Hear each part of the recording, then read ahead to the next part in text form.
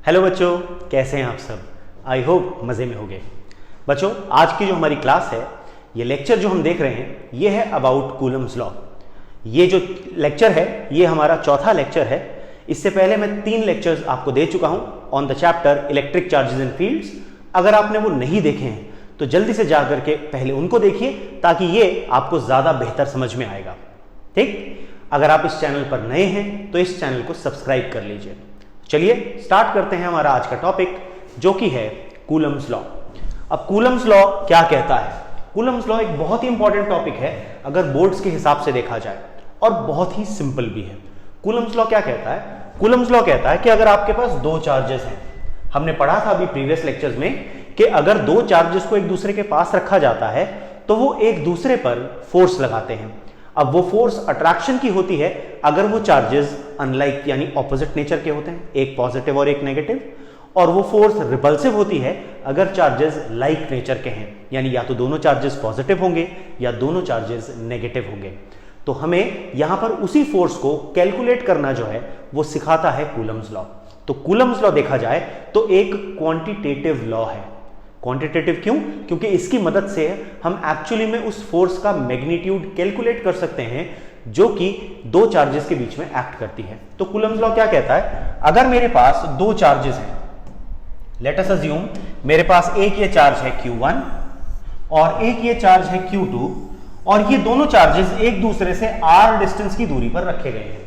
अब क्योंकि एक पॉजिटिव मैंने दिखाया है और एक नेगेटिव दिखाया है, ये है पॉजिटिव चार्ज और ये है नेगेटिव चार्ज, तो हमें पता है जो अनलाइक चार्जेस होते हैं they will attract each other. तो कूलम्स लॉ कहता है बच्चों कि ये जो फोर्स ऑफ अट्रैक्शन होती है ये डायरेक्टली प्रोपोर्शनल होती है to the product of charges, यानी दोनों चार्जेस का जो मैग्नीट्यूड है उसके प्रोडक्ट के डायरेक्टली प्रोपोर्शनल। तो मैं कह सकता हूं F is proportional to Q1 into Q2। साथ ही ये लॉ कहता है कि ये जो फोर्स है ये inversely proportional to square of distance होती है। स्क्वायर ऑफ डिस्टेंस यानी यहां पर ये इनवर्स स्क्वायर लॉ कहलाता है। अगर आप याद करो, इसको हम पिछले साल ग्रेविटेशन चैप्टर में भी पढ़ चुके हैं। इसको बोलते हैं इनवर्स स्क्वायर लॉ। इसका मतलब Coulomb's law also obeys inverse square law.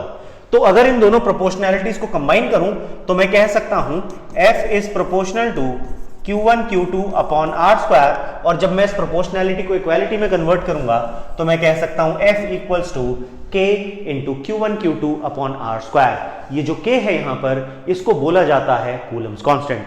तो ये जो कूलम्स लॉ है इसी बात को स्टेट करता है।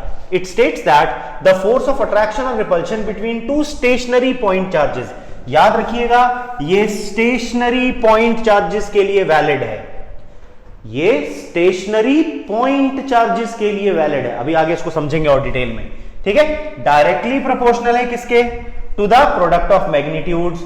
और इनवर्सली प्रोपोर्शनल किसके है बच्चों? To the square of distance between the charges.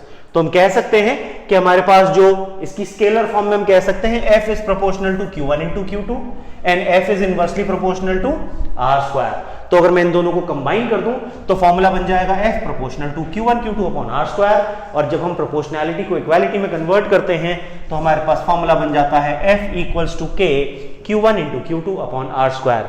यहां पर ये जो K है इसको इलेक्ट्रोस्टैटिक फोर्स कांस्टेंट या कूलम्स कांस्टेंट भी बोलते हैं, और ये K की जो वैल्यू है बच्चों, ये K की जो वैल्यू है ये मीडियम के ऊपर डिपेंडेंट एक कांस्टेंट है। याद रखेंगे ये जो कांस्टेंट है ये मीडियम डिपेंडेंट है। It depends on the nature of medium, यानी ये कोई यूनिवर्सल कांस्टेंट नहीं है ग्रेविटेशनल कांस्टेंट की तरह। याद है कैपिटल G 6.67 इंटू 10 की पावर -11 न्यूटन मीटर स्क्वायर पर केजी स्क्वायर 11th में पढ़ा था। उसको आप 2 मासेस को पानी में डुबो दो, कहीं भी ले जाओ, पूरे यूनिवर्स में कहीं भी ले जाओ, ग्रेविटेशनल फोर्स की वैल्यू, ग्रेविटेशनल कांस्टेंट की वैल्यू चेंज नहीं होगी। लेकिन ये जो कूलम्स कांस्टेंट K है बच्चों, इसके लिए ध्यान रखना है ये मीडियम के ऊपर डिपेंड करता है। ये जो कूलम्स कांस्टेंट K है इसकी वैल्यू डिपेंड करती है on the nature of the medium, यानी जो मीडियम है उसकी नेचर के ऊपर इसकी वैल्यू डिपेंड करती है। ठीक, तो हमें ध्यान रखना है K इज मीडियम डिपेंडेंट, यानी अगर मैं मीडियम को बदलूंगा तो जो K है कूलम्स कांस्टेंट उसकी वैल्यू बदल जाएगी। ठीक है बच्चों। अब ये तो था इसका स्केलर फॉर्म। अब ये जो k होता है इसके बारे में थोड़ा सा और जानते हैं। ये जो कूलम्स कांस्टेंट होता है इसको हम लिखते हैं 1/4 पाई एप्सिलॉन नॉट।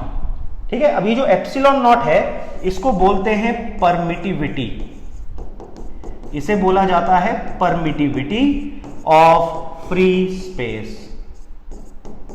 ठीक है, इसको आगे समझेंगे डिटेल में जाकर के। और इसकी जो वैल्यू जब इसे कैलकुलेट किया जाता है तो इसकी वैल्यू निकल करके आती है 9 × 10⁻⁹ न्यूटन मीटर स्क्वायर पर कूलम स्क्वायर।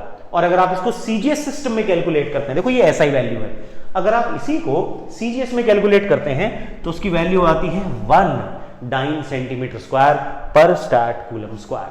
ठीक, तो ये था हमारे पास कूलम्स लॉ और उसकी स्केलर फॉर्म। ठीक, अब इसको जरा अच्छे से समझ में कब आता है कोई भी कॉन्सेप्ट, जब हम उस कॉन्सेप्ट के ऊपर एक बढ़िया सा एक सिंपल सा न्यूमेरिकल कर लेते हैं तो हमें वो कॉन्सेप्ट ज्यादा अच्छे समझ में आता है। ठीक इसी तरह अब हम देखते हैं क्वेश्चन। क्वेश्चन कहता है the electrostatic force of repulsion between two positively charged ions carrying equal charges is 3.7 × 10⁻⁹ Newton. आपको ये दे दी गई है फोर्स, ये है वैल्यू ऑफ फोर्स। ठीक है, when separated by a distance of 5 angstrom, ये है डिस्टेंस r। आपसे कहा गया how many electrons, how many मतलब नंबर ऑफ इलेक्ट्रॉन्स आपको यहां पर निकाल करके बताना है। ठीक, तो नंबर ऑफ इलेक्ट्रॉन्स निकालने के लिए हमें चार्ज की वैल्यू पता होनी चाहिए। चार्ज तक पहुंचने के लिए हम यूज करेंगे कूलम्स लॉ का। देखिए कैसे करेंगे इस क्वेश्चन को। हमें कहा गया है जो फोर्स दी गई है वो है 3.7 × 10⁻⁹ न्यूटन, 3.7 × 10⁻⁹ न्यूटन।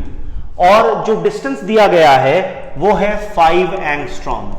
आर की वैल्यू दी गई है 5 एंगस्ट्रॉम, तो अगर इसे एसआई यूनिट में कन्वर्ट करें 10⁻⁻10 मीटर के बराबर होता है एक एंगस्ट्रॉम।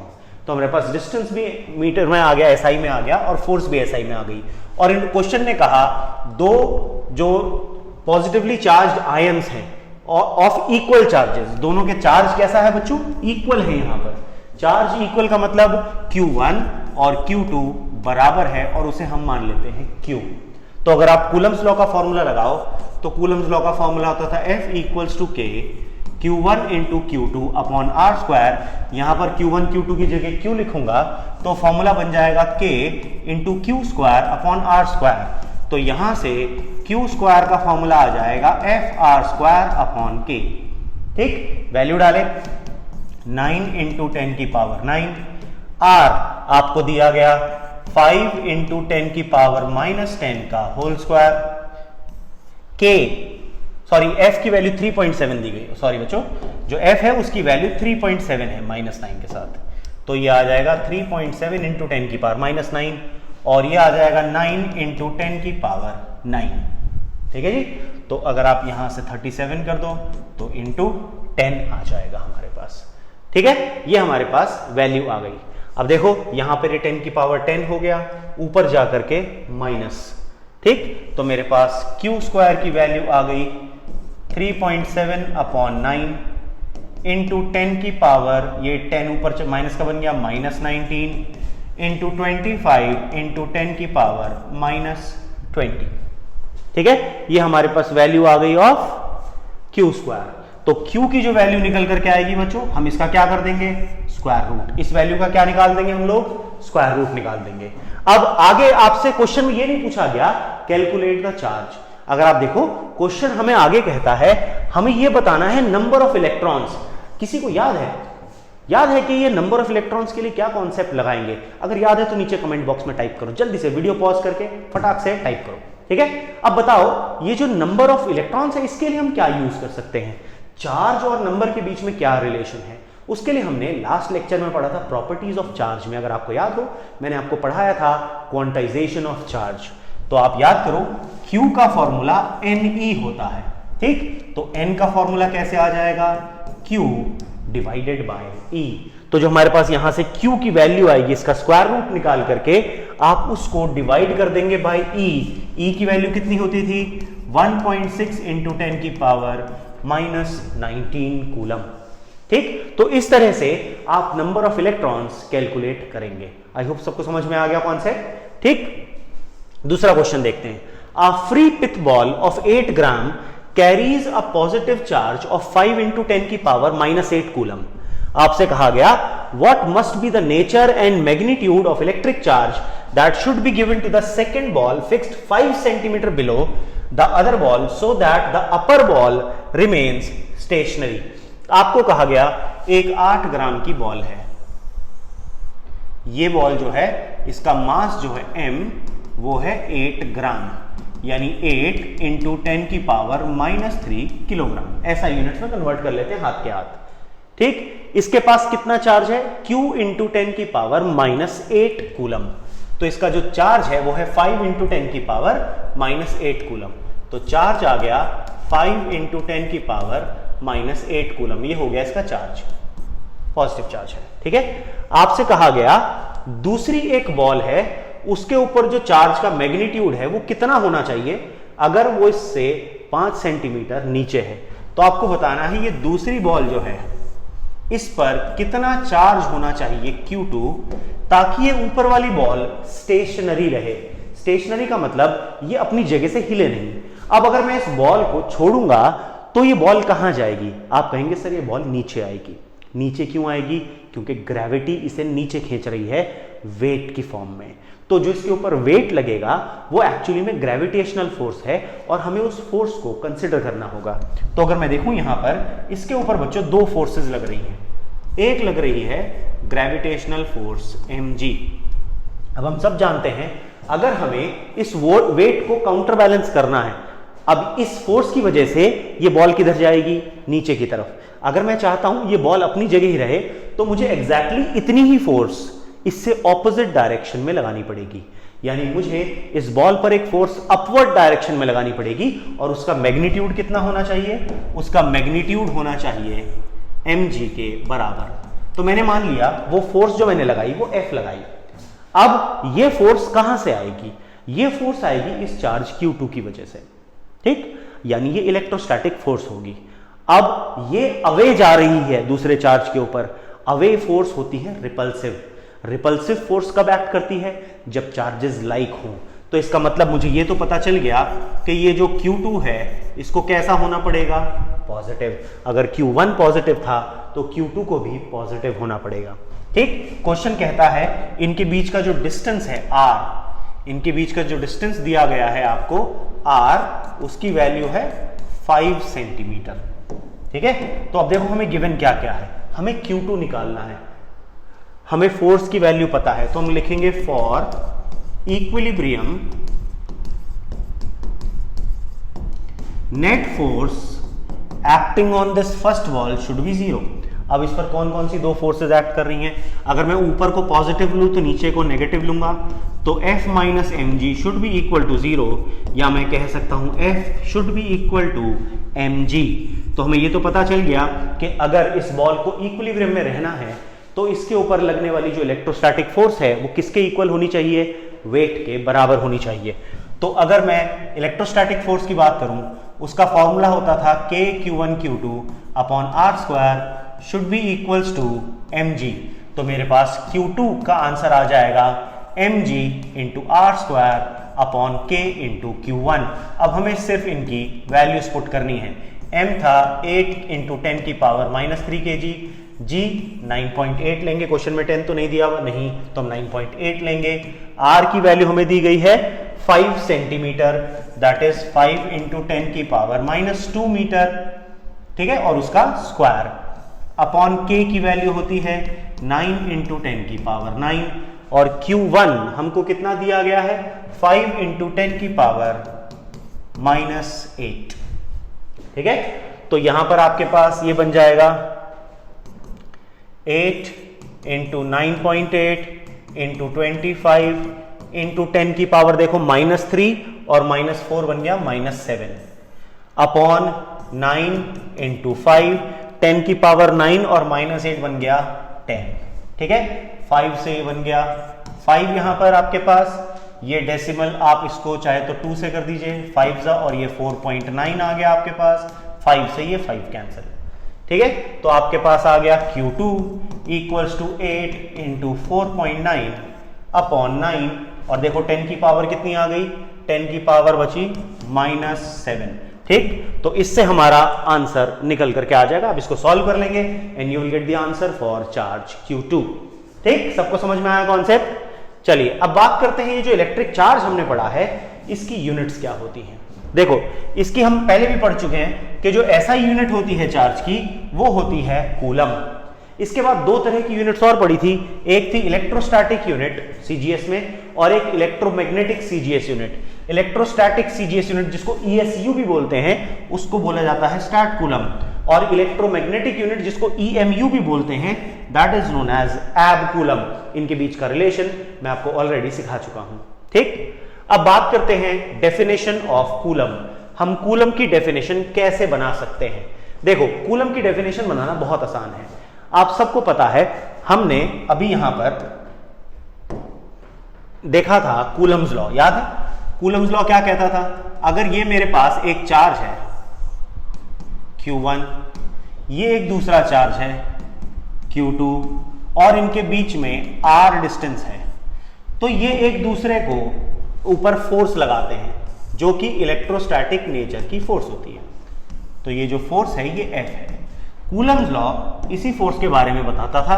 कूलम्स लॉ कहता था ये फोर्स होती है बच्चों K into Q1 into Q2 upon R²। अब मान लो अगर मैं ये कहूं अगर Q1 और Q2 दोनों बराबर हो गए 1 कूलम के और ये जो डिस्टेंस R है ये बराबर हो गया 1 मीटर के, तब अगर आप ऊपर वैल्यू डालो तो F का फॉर्मूला आ जाएगा, K की जगह लिखेंगे 9 इंटू 10 की पावर 9 इंटू 1 इंटू 1 अपॉन 1 का स्क्वायर, यानी आंसर आ जाएगा 9 इंटू 10 की पावर 9 न्यूटन।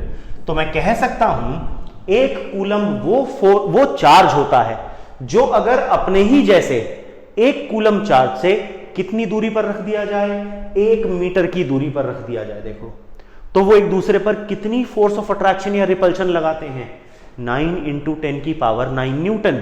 अब ये जो 9 इंटू 10 की पावर 9 न्यूटन है, कोई छोटी फोर्स नहीं है, ये बहुत बड़ी फोर्स है। तो इसका मतलब ये जो एक कूलम है ये कोई छोटा चार्ज नहीं होता, ये एक बहुत ही बड़ा चार्ज होता है बच्चों। ठीक है, तो ये जो कूलम है ये कोई छोटा चार्ज नहीं है, ये एक बहुत बड़ा चार्ज है।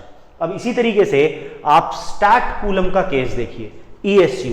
अब इसमें क्या करेंगे, उसमें हमने चार्ज को एक एक कूलम रखा था और 1 मीटर की दूरी पर रखा था। यहां पर हम कहेंगे वो जो चार्जेस हैं वो 1 स्टैट कूलम के हैं और उनके बीच का डिस्टेंस है 1 सेंटीमीटर। ठीक है, अब K की वैल्यू CGS सिस्टम में कितनी होती थी, 1। ठीक, तो हमारे पास यहां फोर्स कितनी आ जाएगी, 1 डाइन।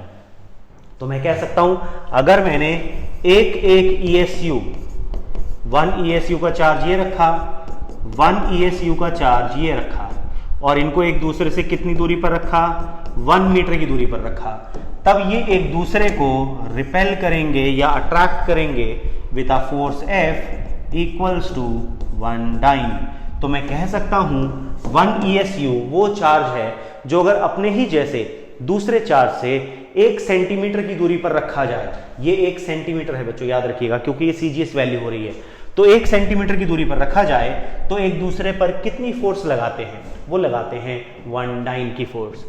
इसी तरीके से ये जो एब कूलम है बच्चों, इसकी डेफिनेशन हमें अभी अच्छे से समझ नहीं आएगी क्योंकि अभी हमने नहीं पढ़ा है फोर्स बिटवीन 2 पैरेलल कंडक्टर्स। देखो इलेक्ट्रोस्टैटिक यूनिट जो है वो भी स्टैटिक चार्ज की यूनिट है, यानी चार्ज रुका हुआ है। रुका हुआ चार्ज याद है क्या बनाता था, सिर्फ इलेक्ट्रिक फील्ड। लेकिन जो इलेक्ट्रोमैग्नेटिक यूनिट है ये चलते हुए चार्ज की है, और हमने पढ़ा था अगर चार्ज चल रहा हो तो वो इलेक्ट्रिक फील्ड के साथ साथ मैग्नेटिक फील्ड भी बनाता है। तो ये जो इलेक्ट्रोमैग्नेटिक यूनिट EMU है या एब कूलम है, ये एक्चुअली में उसी इफेक्ट के ऊपर बेस्ड है और अभी तक हमने वो कॉन्सेप्ट नहीं सीखा है, आने वाले चैप्टर में सीखेंगे। तो अभी के लिए बस आप ये डेफिनेशन अपने पास नोट कर लीजिए। मैं साइड हो जाता हूं, इस डेफिनेशन को जल्दी से नोट कर लीजिए वीडियो को पॉज करके। ठीक है, इसका जो एक्सप्लेनेशन है वो एक्सप्लेनेशन मैं आपको आने वाले चैप्टर में दूंगा जब हम इस इफेक्ट पर आ जाएंगे।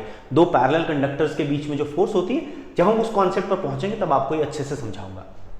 चलिए बच्चों, अब बात करते हैं, ये तो थी जो साइंटिफिक यूनिट्स हम लोग मानते हैं। इसके बाद जो चार्ज होता है उसकी प्रैक्टिकल यूनिट्स होती हैं कुछ, वो बहुत काम की हैं। देखो एम्पेयर आर, आप बैटरी खरीदते हैं कोई, तो बैटरी के अंदर कितना चार्ज स्टोर होता है ये एम्पेयर आर में लिखा होता है, AH। ठीक है, आपके घर में इन्वर्टर लगे हैं, इन्वर्टर में जो टॉल ट्यूबुलर बैटरी लगी है उसके ऊपर देखो, उसमें लिखा होगा 150 AH, 200 AH, 220 AH, 250 AH। तो वो AH का मतलब होता है एम्पेयर आर, और ये बताता है कितना चार्ज है। तो एक एम्पेयर आर जो है बच्चों वो 3600 कूलम के बराबर होता है। इसी तरीके से दूसरी एक यूनिट होती है फैराडे, ये इससे भी बड़ी यूनिट है, ये 96,500 कूलम के बराबर होती है। ठीक है, तो इस तरीके से हम प्रैक्टिकल यूनिट्स को बताते हैं फॉर चार्ज। अब बात करते हैं कूलम्स लॉ की वेक्टर फॉर्म में। Now we will be talking about vector form of Coulomb's law. अभी जो कूलम्स लॉ है इसकी जो वेक्टर फॉर्म है बहुत ही सिंपल है। देखो वेक्टर फॉर्म में हम लोग क्या करेंगे, मैं मान लेता हूं मेरे पास ये दो चार्जेस यहां पर पड़े हैं, एक ये है चार्ज और एक चार्ज ये है। ठीक, ये दो चार्जेस हैं मेरे पास, दोनों ही हमने मान लिए पॉजिटिव है। ये है Q1 और ये है Q2। ठीक, इनके बीच का जो डिस्टेंस है उसका मैग्नीट्यूड मुझे पता है R है। अब ये दोनों एक दूसरे पर फोर्सेस लगाएंगे,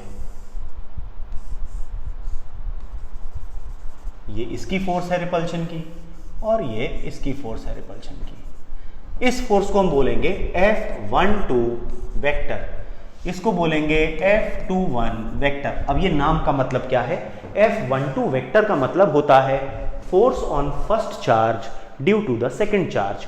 F21 वेक्टर का मतलब होता है force on second charge due to the first charge. ठीक, अब अगर मैं F12 निकलवाऊं आपसे, मैं कहूं फोर्स निकालो, तो आप कहोगे sir force on Q1 due to Q2। बताओ बच्चों कौन सी है वो है F12। तो अगर मैं F12 को लिखूं तो आप लिखोगे K Q1 Q2 upon R²। लेकिन अगर मैंने ऐसे लिख दिया तो ये तो स्केलर फॉर्म है, लेकिन हेडिंग क्या पढ़ रहे हैं हम, वेक्टर फॉर्म। वेक्टर फॉर्म है, इसका मतलब मुझे इस फोर्स पर वेक्टर साइन लगाना पड़ेगा।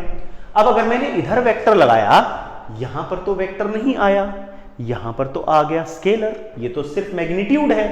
तो डायरेक्शन कहां है, डायरेक्शन के लिए मैं यूज करूंगा यूनिट वेक्टर्स का।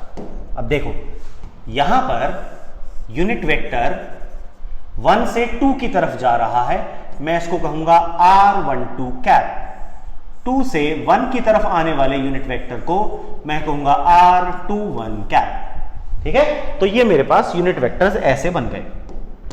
अब अगर मैं ध्यान से देखूं, ये जो F12 है ये एक्ट कर रही है इधर की तरफ। इस डायरेक्शन में कौन सा यूनिट वेक्टर है, इस डायरेक्शन में है R21 कैप।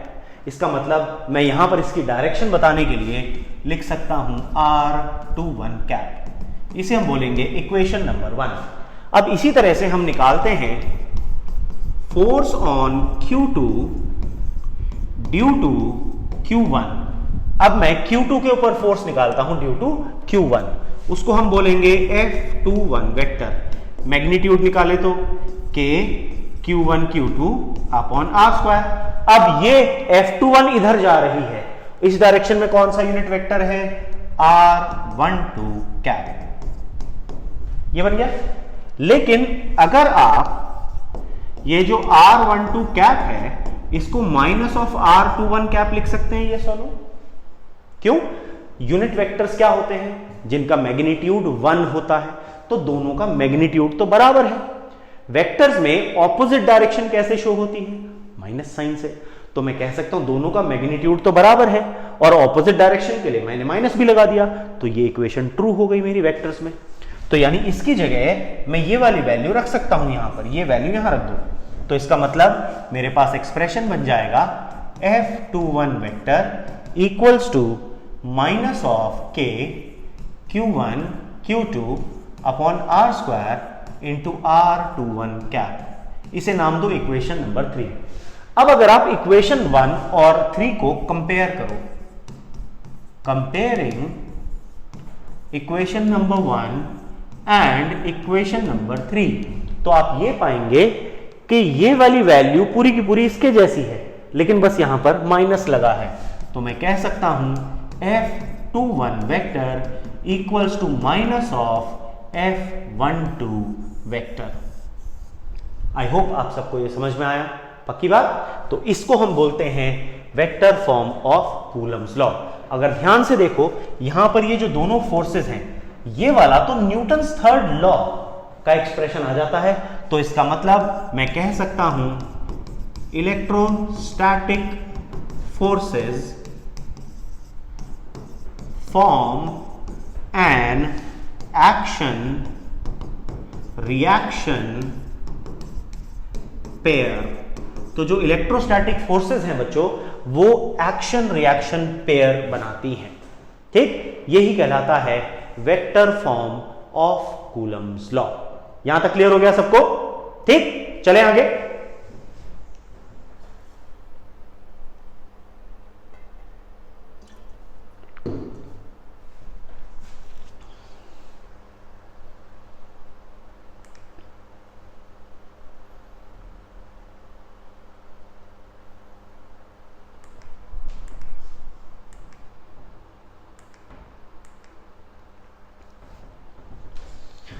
चलिए बच्चों, अब हमारा जो अगला टॉपिक है वो है डाइइलेक्ट्रिक कांस्टेंट या रिलेटिव परमिटिविटी। अब ये जो डाइइलेक्ट्रिक कांस्टेंट या रिलेटिव परमिटिविटी है, ये क्या होता है, इसे समझते हैं। देखिए, मैंने आपको जब स्टार्टिंग में बताया था कूलम्स लॉ, तो मैंने आपको बताया था F equals to K Q1 Q2 upon R square. और मैंने तब आपको ये कहा था, ये जो कूलम्स कांस्टेंट या इलेक्ट्रिक फोर्स कांस्टेंट होता है, ये मीडियम डिपेंडेंट होता है। इसका मतलब ये मीडियम के ऊपर डिपेंड करता है। यानी अगर मैं दो चार्जेस के बीच का मीडियम बदल दूं, तो उनके बीच में जो फोर्स एक्ट कर रही है बच्चों, उसकी वैल्यू बदल जाती है। इसीलिए इसको मीडियम डिपेंडेंट बोलते हैं। तो यहां पर ये एक मीडियम डिपेंडेंट कांस्टेंट है, यानी अगर मीडियम को बदल दिया जाए तो इसकी वैल्यू बदल जाती है।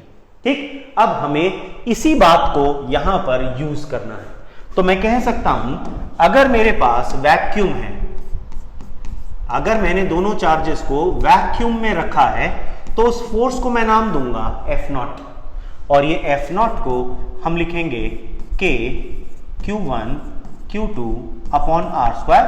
और ये जो K है बच्चों, इसकी वैल्यू क्या होती थी? 1 upon 4 pi epsilon naught Q1 into Q2 upon R square. ठीक है, इसे हम बोलेंगे इक्वेशन नंबर 1। इसी तरीके से अगर मैं कोई मीडियम ले लेता हूं, in medium of permittivity epsilon. अब देखो, एयर की परमिटिविटी होती थी या वैक्यूम की, एप्सिलॉन नॉट। उस मीडियम की जो परमिटिविटी है वो बदल गई, वो एप्सिलॉन है। तो हम लिखेंगे F equals to 1 upon 4 pi epsilon Q1 Q2 upon R square. ठीक है, अब देखो फोर्स क्यों बदल गई? क्योंकि परमिटिविटी चेंज हो गई। क्योंकि जो हमारे पास कूलम्स कांस्टेंट या फोर्स कांस्टेंट था, इलेक्ट्रिक फोर्स कांस्टेंट, वो मीडियम डिपेंडेंट होता है। अब मैं इक्वेशन 1 को इक्वेशन 2 से डिवाइड कर देता हूं। Dividing equation number 1 by equation number 2, तो मेरे पास फॉर्मूला आ जाएगा F0 divided by F equals to, देखो यहां पर आ जाएगा 1 by 4 pi epsilon naught Q1 Q2 by R square whole divided by 1 upon 4 pi epsilon Q1 Q2 upon R square. तो Q1 Q2 upon R square 1 upon 4 pi सब उड़ गया, epsilon ऊपर चला गया, एप्सिलॉन नॉट नीचे आ गया, एप्सिलॉन अपॉन एप्सिलॉन नॉट। ठीक है, तो यहां पर ये जो एप्सिलॉन होता है, इसी को हम लिख सकते हैं K times epsilon not upon epsilon not. ठीक, ये जो K है यहां पर मैंने आपको अभी बताया, इसी K को बोला जाता है डाई इलेक्ट्रिक कांस्टेंट। तो ये डाइलेक्ट्रिक कांस्टेंट क्या बताता है? ये डाइलेक्ट्रिक कांस्टेंट बेसिकली बताता है कि उस मीडियम की जो परमिटिविटी है वो वैक्यूम की परमिटिविटी का कितना टाइम्स है। ये जो K है ये हमेशा ग्रेटर देन 1 होता है, क्योंकि वैक्यूम के लिए ही इसकी वैल्यू 1 होती है, इसके अलावा बाकी सब के लिए इसकी वैल्यू ग्रेटर देन 1 होती है। इसका मतलब vacuum has the least permittivity. तो यहां पर K जो है डाइलेक्ट्रिक कांस्टेंट कहलाता है। अब अगर आप ध्यान से देखो, इस एप्सिलॉन नॉट से ही एप्सिलॉन नॉट कैंसिल हो जाएगा, तो मैं कह सकता हूं मेरे पास K का फॉर्मूला बना, K का फॉर्मूला बन गया एप्सिलॉन अपॉन एप्सिलॉन नॉट या F नॉट अपॉन F। ये बन गया एक्सप्रेशन फॉर डाइलेक्ट्रिक कांस्टेंट। यानी डाइलेक्ट्रिक कांस्टेंट को मैं दो तरीके से यहां पर समझा सकता हूं। पहला है it is the ratio of permittivity of medium to the permittivity of vacuum, एक। दूसरा it is the ratio of force in vacuum to the force in medium. बात समझ में आई सबको? इस तरह से हम डाइलेक्ट्रिक कांस्टेंट को एक्सप्लेन कर सकते हैं। यहां से एक काम की बात और निकल करके आती है। अगर आप इसी एक्सप्रेशन को देखो, K equals to F naught upon F, यहां से अगर मैं फोर्स इन मीडियम F की वैल्यू निकालूं तो ये F नॉट अपॉन K हो जाती है। और मैंने कहा था K हमेशा ग्रेटर देन 1 है, इसका मतलब F will always be less than F not. यानी अगर मैं दो चार्जेस को किसी भी डाइलेक्ट्रिक मीडियम में डालता हूं या उनके बीच में डाइलेक्ट्रिक भरता हूं तो उनके बीच की जो फोर्स है वो बढ़ती नहीं बल्कि कम हो जाती है। कितना कम हो जाती है बच्चों? 1 अपॉन K टाइम्स रिड्यूस हो जाती है। It gets reduced by 1 upon K times. समझ में आया सबको? तो इस तरीके से हम डाइलेक्ट्रिक कांस्टेंट को समझ सकते हैं। चलिए अब एक क्वेश्चन देखते हैं, सिंपल सा क्वेश्चन है। क्वेश्चन है आपके पास, a particle of mass m and carrying a charge minus q1 is moving around a charge plus q2 along a circular path of radius r. Prove that the period of revolution of charge minus q1 about q2 is this. आपको ये expression निकालना है। तो यहां पर अगर आप ध्यान से देखो, यहां हो क्या रहा है बच्चों, यहां पर आपके पास एक चार्ज है q1 और उसके चारों तरफ चक्कर लगा रहा है दूसरा चार्ज q2।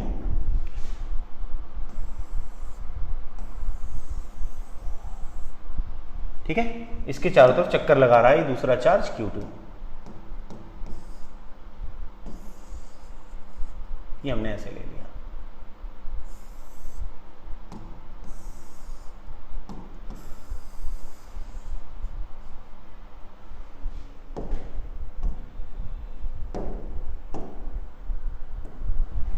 ये है हमारे पास q1, a particle of mass carrying a charge is moving around, तो ये बीच में q2 है हमारे पास, दिस इज प्लस q2 और यहां पर दूसरा चार्ज है माइनस q1। ठीक है, अब पहले तो ये सोचो, ये जो चार्ज माइनस q1 है ये इस q2 के चारों तरफ क्यों घूमेगा? और अगर इसे घूमना है तो इसको एक फोर्स चाहिए, गोल घूमने के लिए एक फोर्स लगती है जिसको बोलते हैं सेंट्रीपिटल फोर्स। तो यहां पर वो सेंट्रीपिटल फोर्स कहां से आ रही है? वो फोर्स आ रही है इलेक्ट्रोस्टैटिक अट्रैक्शन से, क्योंकि हमें पता है ये चार्जेस एक दूसरे से ऑपोजिट हैं, अनलाइक हैं। तो इसलिए अनलाइक चार्जेस के बीच में क्या होता है बच्चों? उनके बीच में होती है इलेक्ट्रोस्टैटिक अट्रैक्शन। इसका मास m है, इसकी स्पीड v है और इनके बीच में ये जो डिस्टेंस है ये दिया गया है r। तो मुझे पता है यहां पर गोल घूमने के लिए जो सेंट्रीपिटल फोर्स चाहिए वो सेंट्रीपिटल फोर्स मिल रही है from the electrostatic force of attraction. तो मुझे पता है यहां पर electrostatic force provides the required centripetal force. ठीक, तो मैं कह सकता हूं K Q1 Q2 upon R square should be equals to mv square upon R। ठीक है, अब यहां से अगर आप नोटिस करो ये R से ये स्क्वायर कैंसिल, यहां से मेरे पास V की वैल्यू आ जाएगी। V की वैल्यू अगर आप निकालो, V की वैल्यू आ जाएगी, V स्क्वायर की वैल्यू अगर आप कैलकुलेट करें तो आपके पास आ जाएगी K Q1 Q2 upon mr। ये किसकी वैल्यू आ जाएगी हमारे पास? V स्क्वायर की।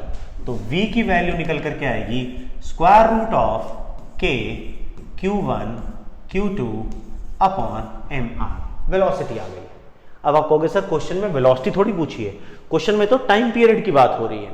तो मैंने ये ऐसा क्यों किया? ऐसा इसीलिए किया क्योंकि जो k है आप इसकी वैल्यू डाल दो पहले। k जो है ये बन जाएगा q1 q2 upon 4 pi epsilon naught M R. कारण है जब भी कोई बॉडी गोल घूम रही होती है और इसमें v स्पीड से चल रहा है, तो इसको गोल घूमने में जो टाइम लगता है जिसे बोलते हैं टाइम पीरियड, बच्चों वो टाइम पीरियड एक सिंपल फॉर्मूला से निकाला जा सकता है, डिस्टेंस अपॉन स्पीड। डिस्टेंस कितना है? 2 पाई आर, एक चक्कर लगाने का। स्पीड कितनी है? हमने स्पीड कैलकुलेट कर ली।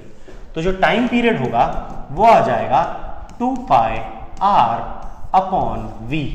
ठीक, अब ये जो 2 पाई आर है इसको ऊपर लिख दो और भैया v की वैल्यू ऊपर से उठा करके यहां नीचे रख दो। तो ये आ गया q1 q2 upon 4 pi epsilon naught M R. अब अगर आप 2 पाई आर को भी स्क्वायर रूट में लाओगे तो अंदर स्क्वायर कर जाएगा और ये ऊपर चला जाएगा। तो आपके पास यहां बन गया 4 pi square R square, square root में देखो, और into 4 pi epsilon naught M R upon q1 q2 ये बन जाएगा।